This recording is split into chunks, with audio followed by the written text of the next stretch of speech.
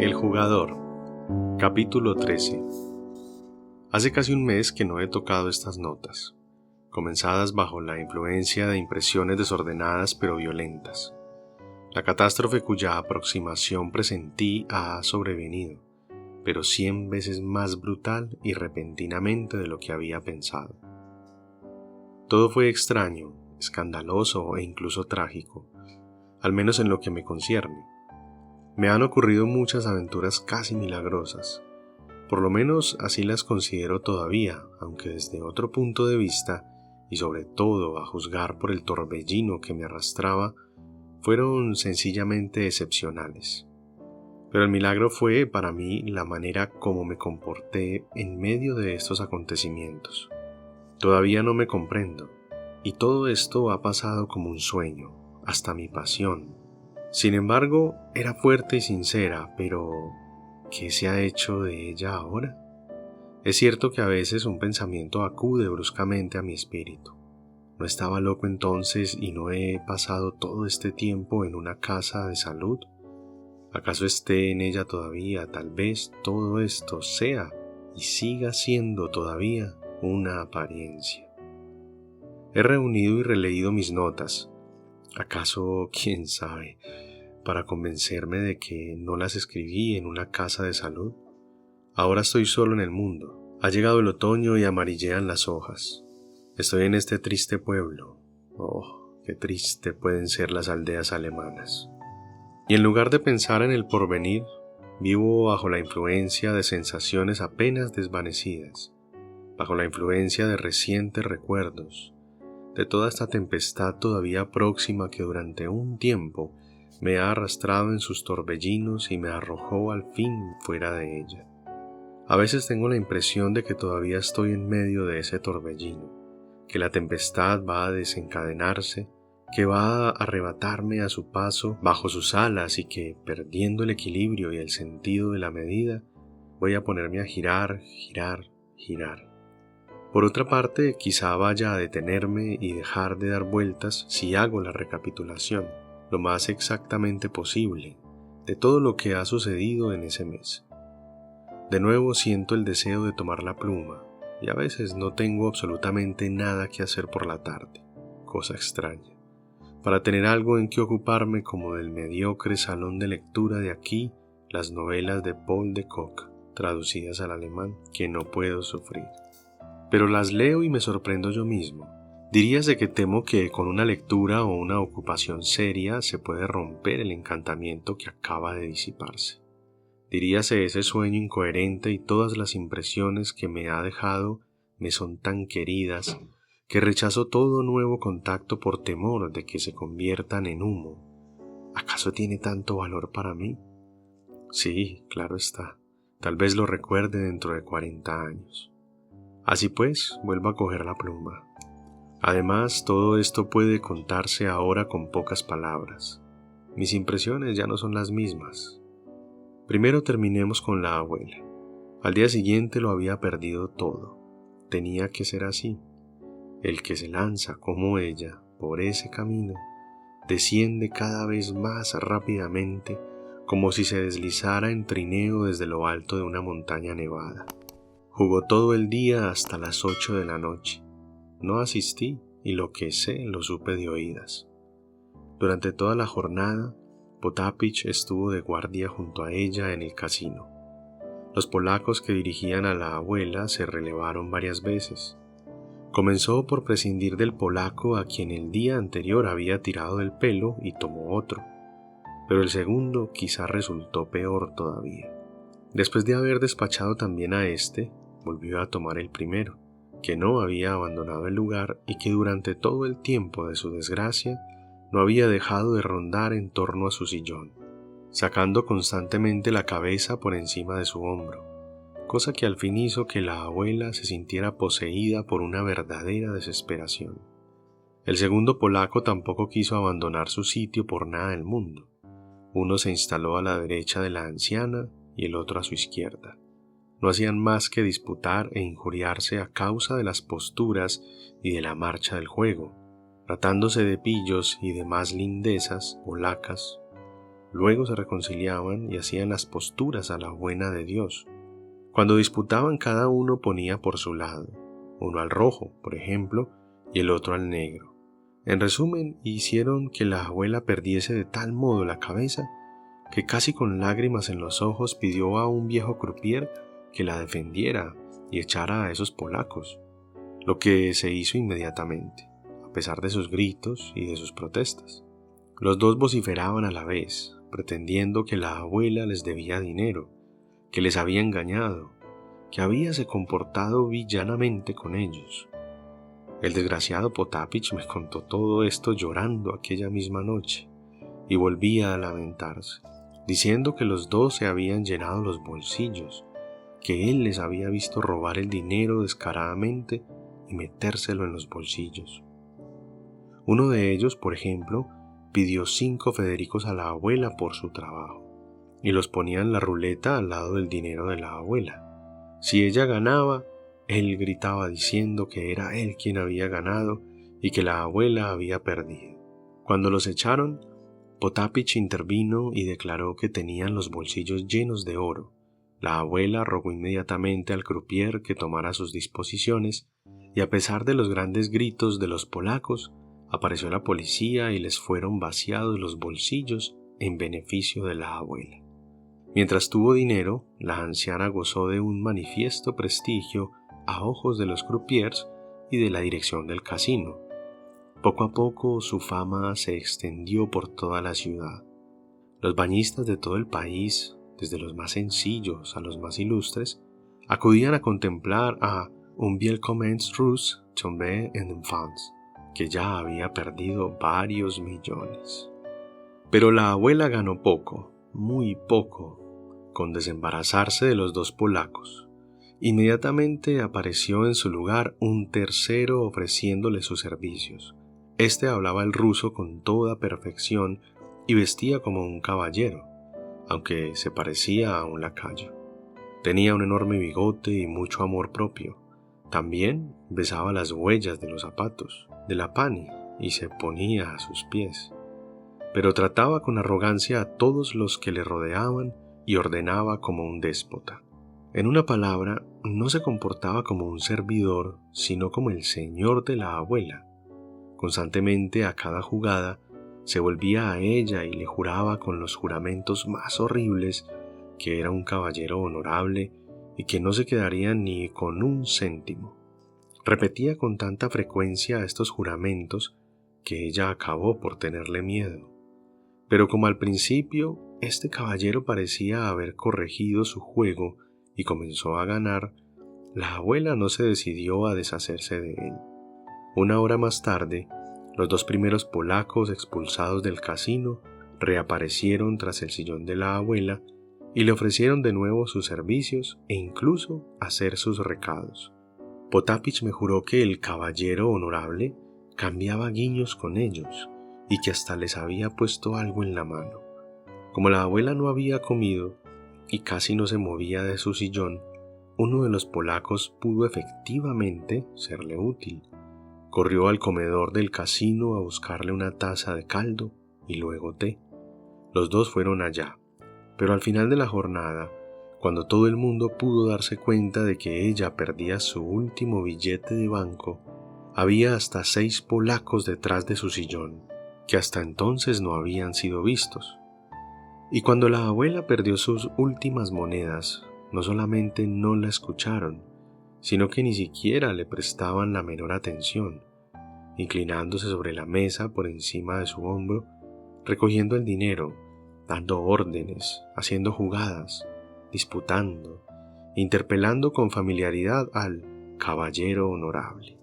En cuanto a éste, casi había olvidado la existencia de la abuela, y cuando la abuela, completamente arruinada, regresó a las 8 al hotel, 3 o 4 polacos no pudieron decidirse aún a dejarla. Corrían junto a su sillón, hablando a voz en grito y asegurando que la abuela los había engañado y les debía dinero. De este modo llegaron al hotel, donde por fin fueron echados a puntapiés. Según los cálculos de Potapich, la abuela había perdido aquel día, además del dinero perdido la víspera, hasta 90.000 rublos, todas las obligaciones al 5%, renta sobre el Estado, acciones que poseía, las había cambiado una tras otra. Me sorprendía que ella hubiese podido resistir 7 u 8 horas sentada en un sillón y casi sin abandonar la mesa.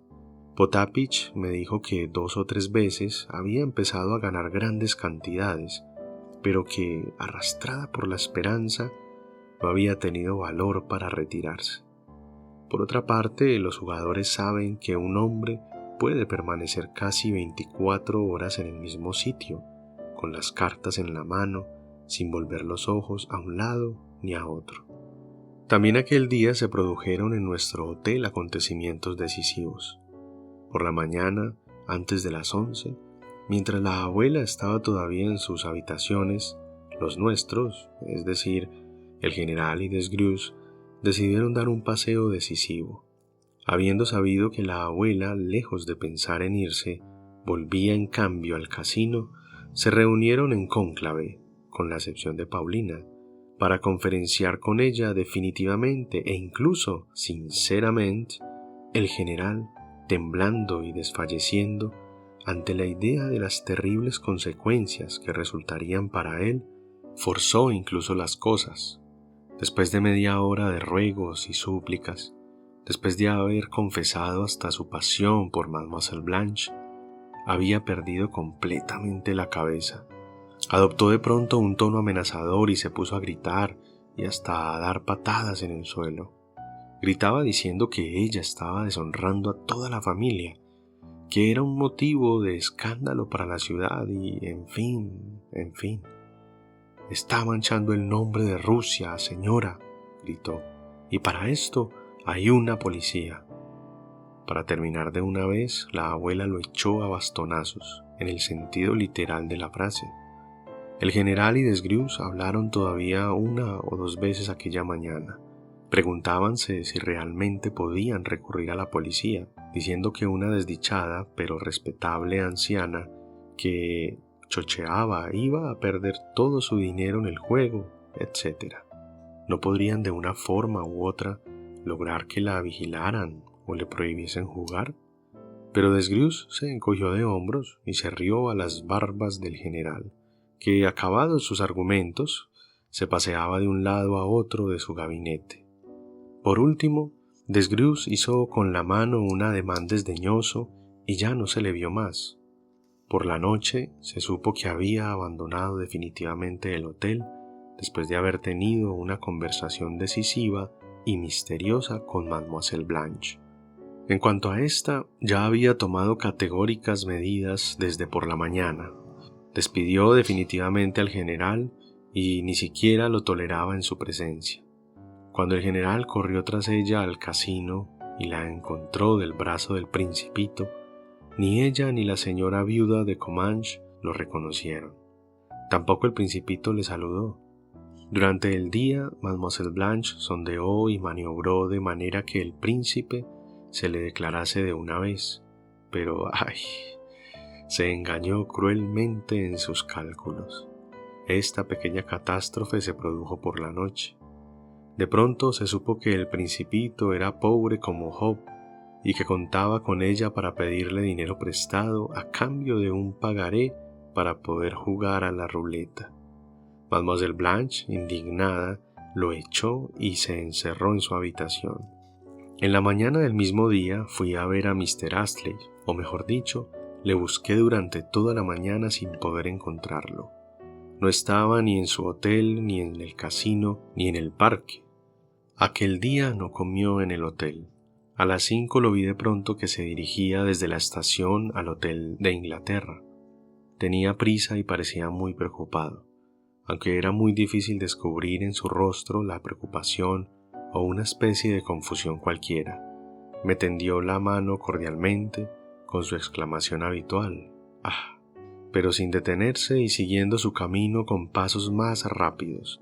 Me uní a él, pero supo responderme de tal manera que no tuve tiempo de pedirle ninguna aclaración. Además, me causaba un profundo malestar tener que hablar de Paulina. Tampoco él se preocupó de ella. Le conté lo que le había sucedido a la abuela. Me escuchó con gravedad y atención y después se encogió de hombros. «Lo perderá todo», le indiqué. «Oh, sí», repuso. «Ya había ido a jugar cuando me marché y estaba seguro de que perdería. Si tengo tiempo, pasaré por el casino para verlo, porque es curioso». «¿A dónde ha ido usted?», dije, sorprendido de no haberle hecho todavía esta pregunta. «A Frankfurt». «¿Por negocios?». «Sí».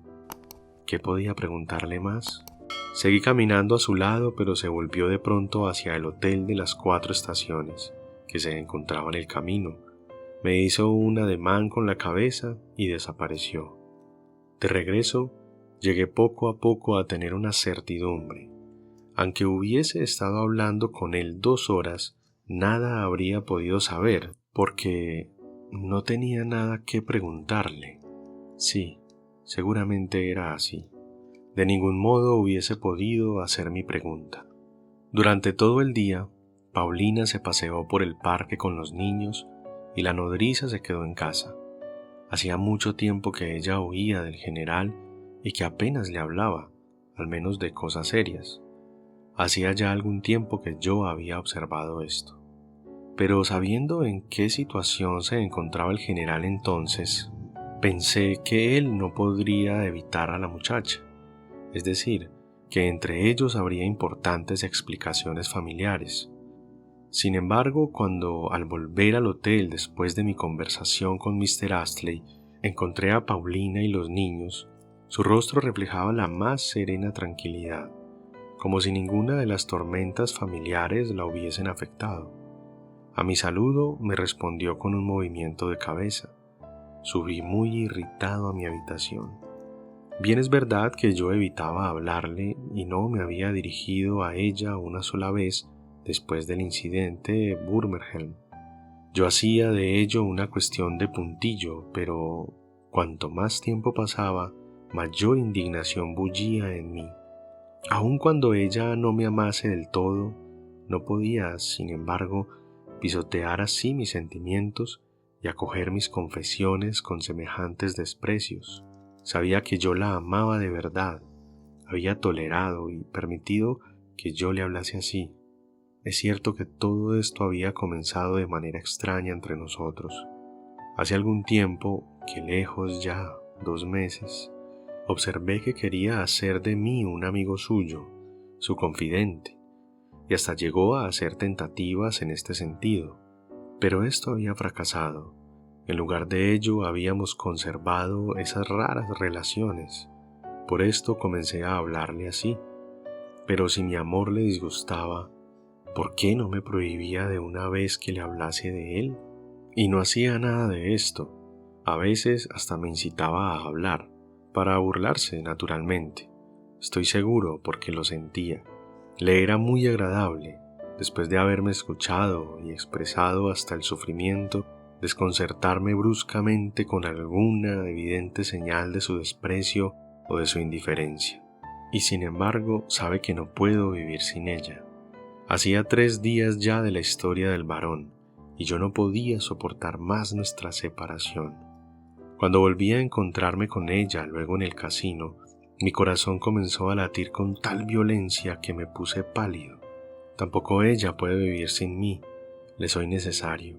¿Es posible que sea solamente como bufón? Tiene un secreto, es evidente.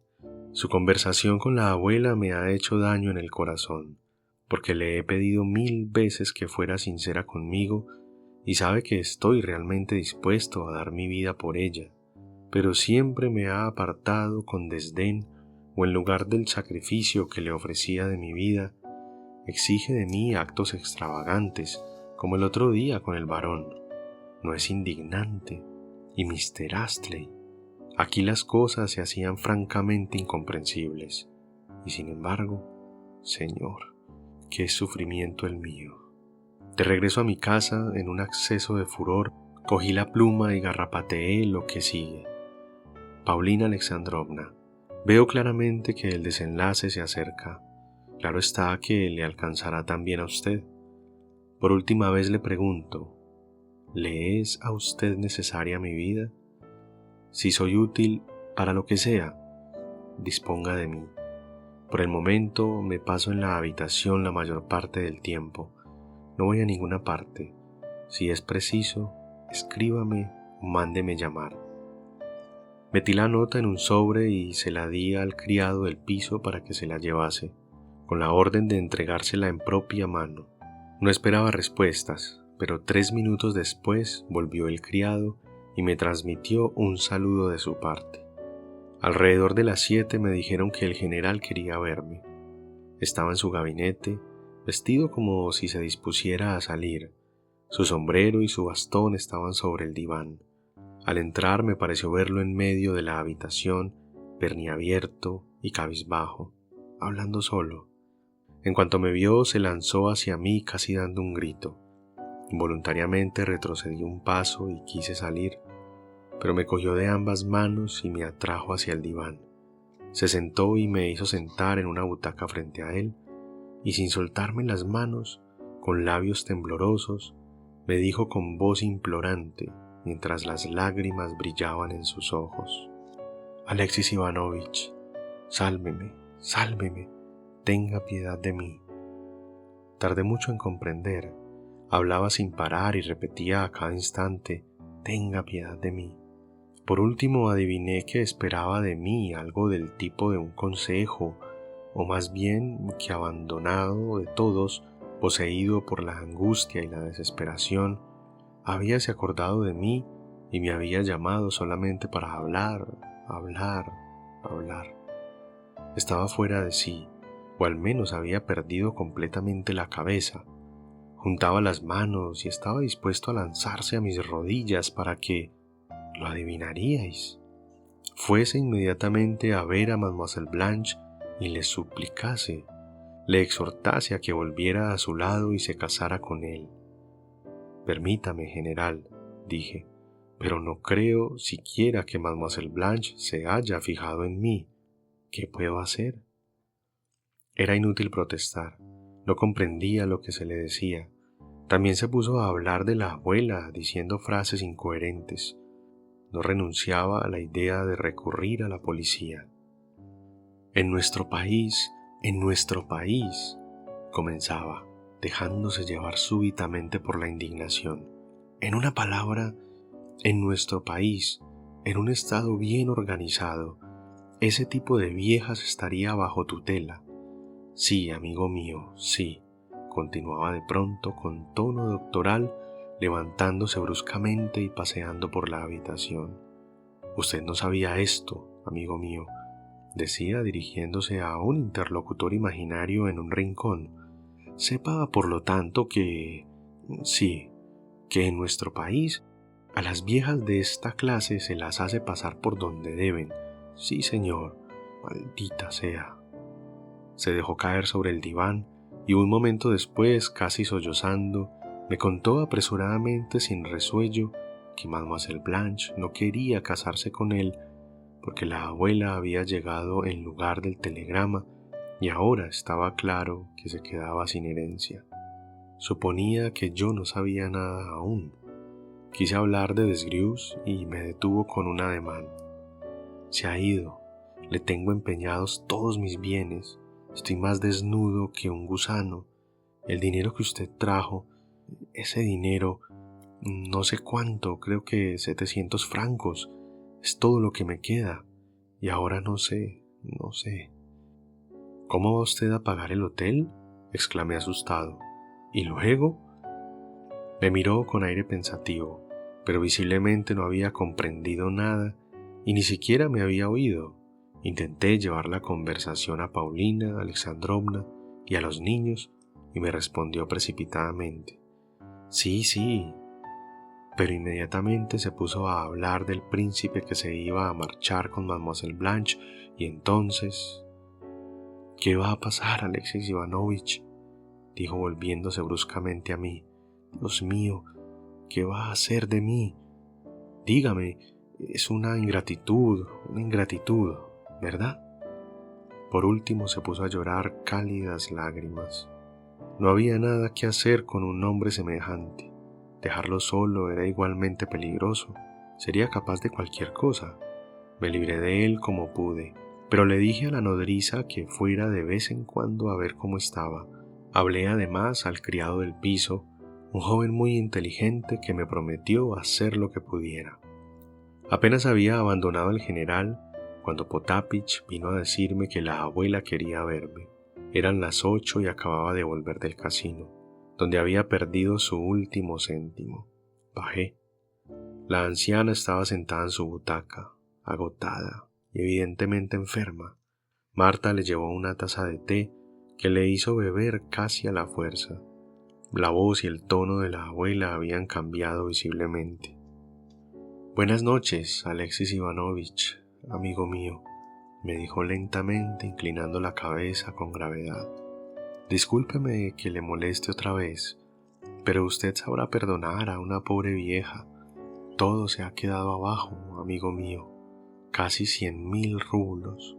Tuviste razón al no venir ayer conmigo. Ahora ya no tengo nada, no tengo ni un céntimo. No quiero quedarme más tiempo aquí y me voy a las 9:30. He llamado a tu inglés. Creo que se llama Astley. Quisiera pedirle prestados 3.000 francos para 8 días.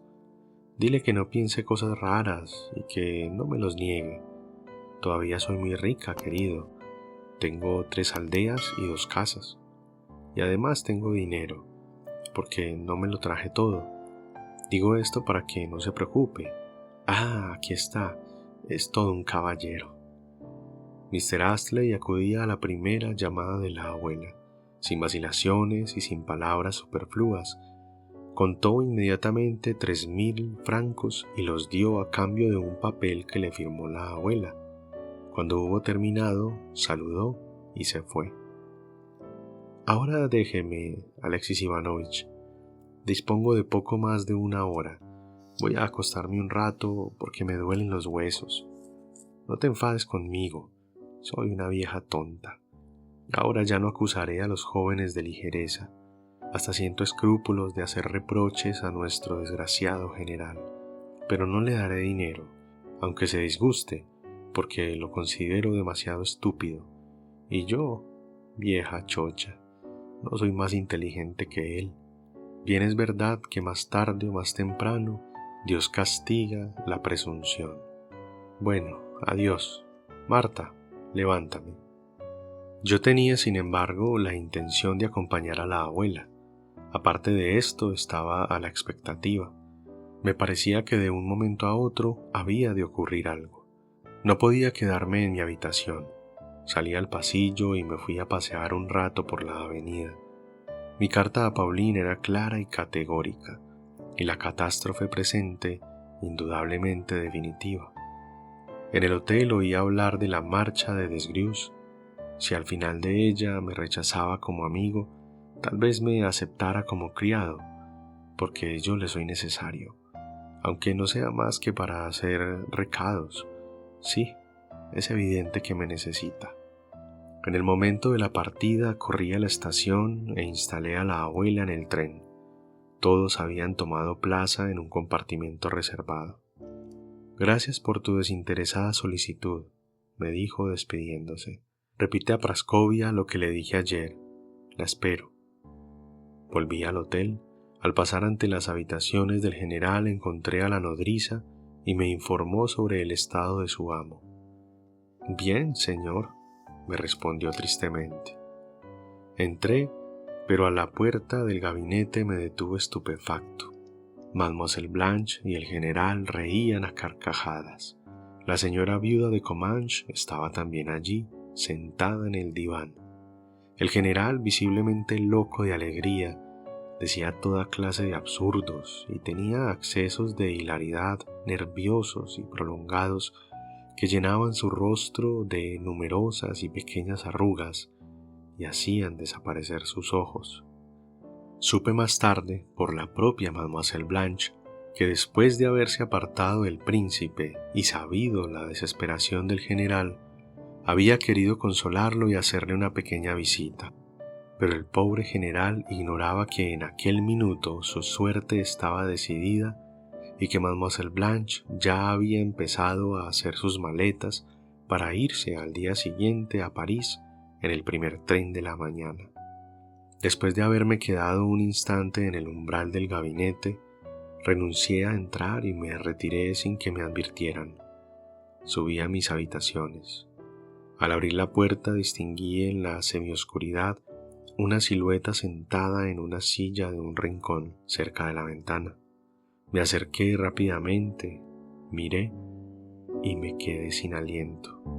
Era Paulina. De esta manera, mis queridos amigos, finaliza el capítulo 13 de El jugador de Fyodor Dostoyevsky. Gracias por escucharlo. Si se quedaron hasta el final, los invito a que se suscriban, a que dejen un me gusta, a que dejen en los comentarios cualquier sugerencia y no será que nos escuchamos sino hasta la próxima. Chao.